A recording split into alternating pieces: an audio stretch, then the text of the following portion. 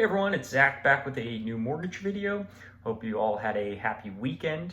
If this is your first time seeing one of my videos, welcome to my channel. If you're a returning viewer, welcome back, where I'll try to demystify all things mortgage related. If you find this content helpful, please like and subscribe.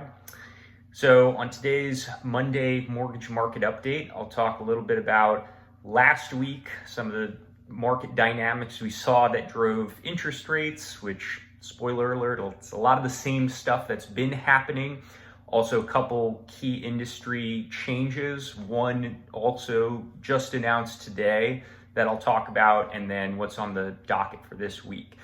So as far as interest rates go, mortgage rates on the week actually ended up about in the same spot that they started, but it was an interesting week where basically they were steadily going up without any real data to explain it. It was just a continuation of what we've been seeing, where the stock market having this opposite reaction, where stocks go up, good, mortgage rates go up, bad, and vice versa. So we saw this steady increase in the stock market and mortgage rates getting worse as a result. Then on Friday, we had personal consumption expenditures, or PCE inflation, and that actually came in higher on the core reading, which is the component the Fed generally cares more about because it strips out some of the more volatile components.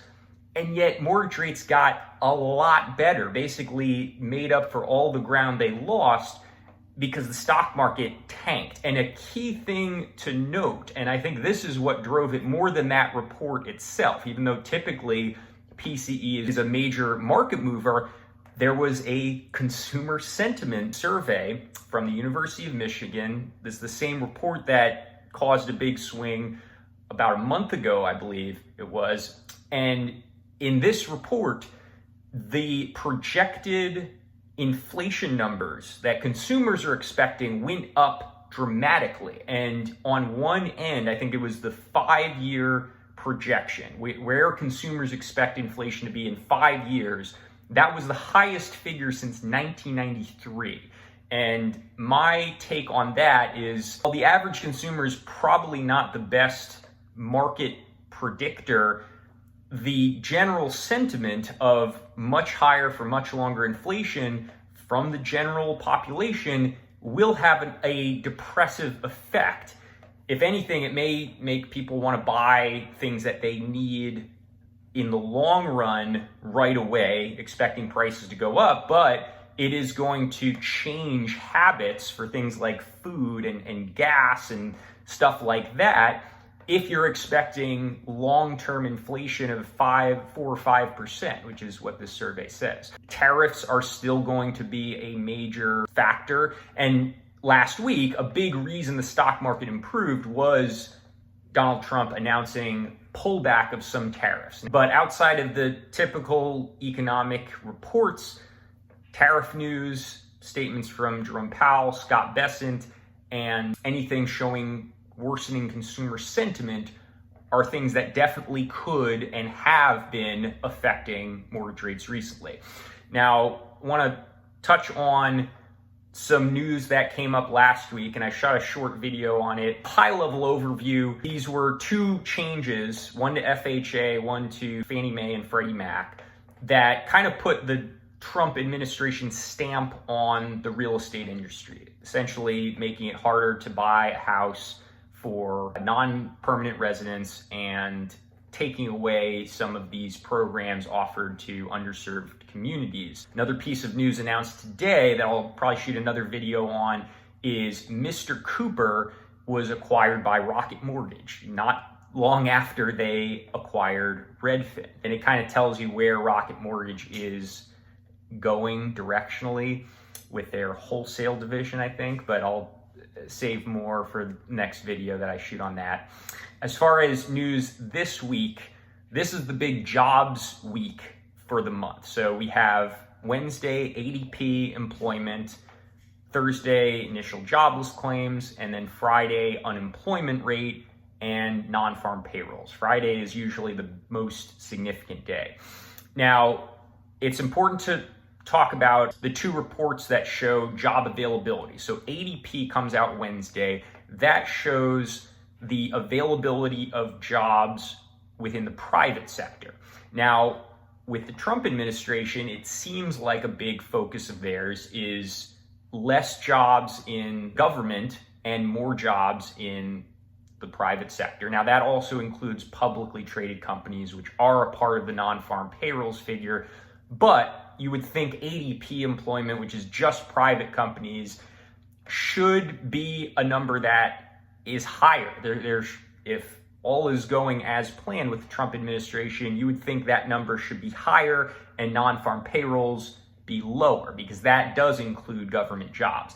Last month, it was the opposite. ADP employment came in way lower than expected, and yet mortgage rates got worse. Typically, low numbers for either of those metrics, ADP or non-farm payrolls, is a good thing for mortgage rates because it shows a weakening in the job market. This time it had the opposite effect. Tricky part of the current market is there's a lot of unusual reactions to these typical reports, just because there is so much volatility right now that the market is really grabbing onto anything and then kind of swinging back rapidly the other way. I think that's likely to continue as long as we continue to have these, maybe we're going to have tariffs, maybe not. We're going to have these really aggressive tariffs coming up and then we're going to pull them back. I think that is just going to keep us in the same spot that we've been at with mortgage rates. In terms of the seesaw I've talked about before between consumer fears of inflation, of tariffs, of job loss leading to lower spending versus tariffs leading to higher inflation, there was a little back and forth last week. Definitely at the end of the week, the consumer fears side pulled back down. So that will be something I'm continuing to watch. A few weeks back, there was an article talking about how the US economy more than ever has been propped up by the top 10% earners. And I think that if we are going to see a recession, it's going to be driven by the stock market. I think if we see a radical decline, we've seen some declines already, but it would have to be really significant, I think, to have a recessionary effect. But if we did have a dramatic decline, those top 10% earners that are really driving the economy, they're going to be heavily invested in the stock market.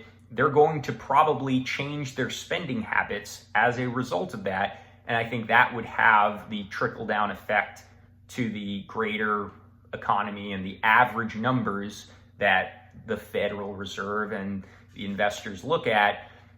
That leads to ultimately being deemed a recession, where you have multiple quarters of negative GDP growth. At this point, still don't think we're quite there yet, but it'll be something that I'm keeping an eye on. As always, if you have any questions or comments, shoot them below or feel free to call, text, or email me. But thanks for tuning into this video, and I will see you next time.